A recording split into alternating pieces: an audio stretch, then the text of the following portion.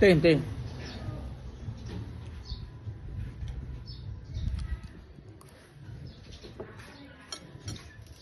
bài được cương không em nói nhá. Còn tên tên tên nào tông pơ cà kiệt khăn nà đầm thòm chiết đấy em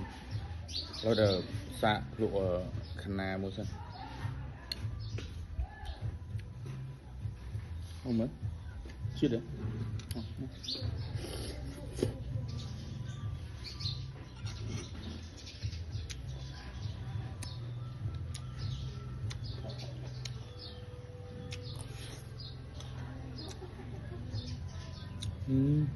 không nào cà kia đấy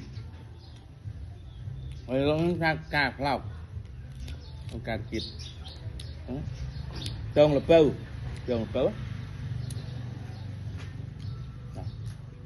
một tiền em này cà kia đó em đây ta vã lại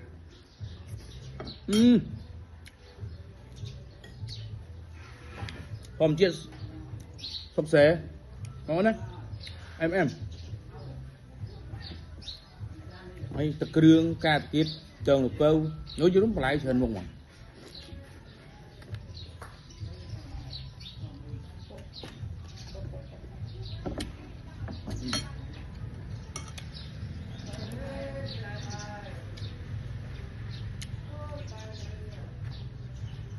em và hai điểm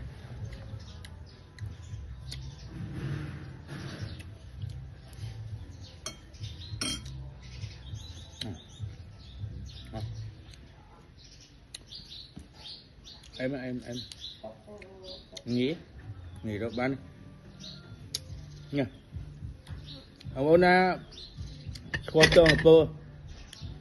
pơ cà kiệt trồng là pơ này cứ sầm rạp tập đường cứ lệnh môi mà em mà ban cái đập là pơ chết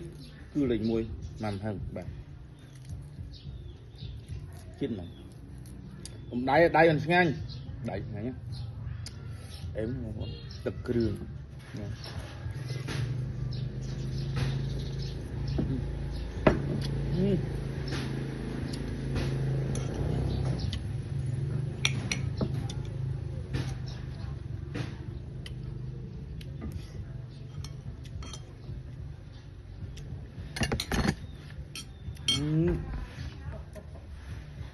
chứ đâu không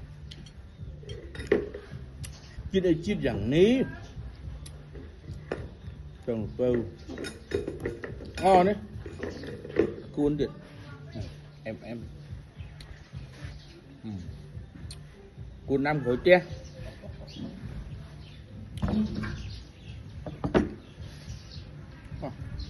được ngắn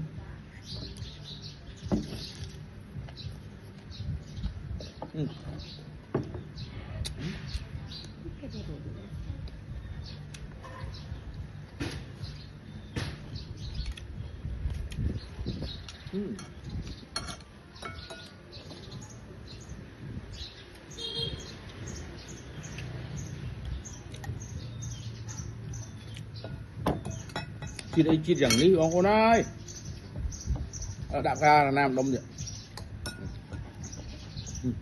đạp không à còn một tầng phần tí to đạp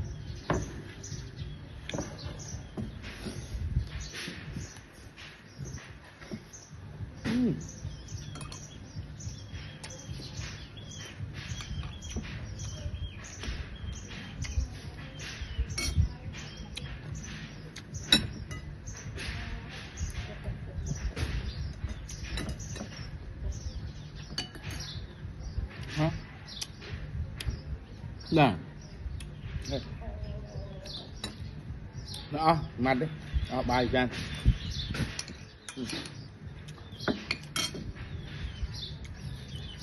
chỉ nào nó tông bầu ca từ kiết ca khăn na em to mà mặt hơi đánh ruột nhé ok đặt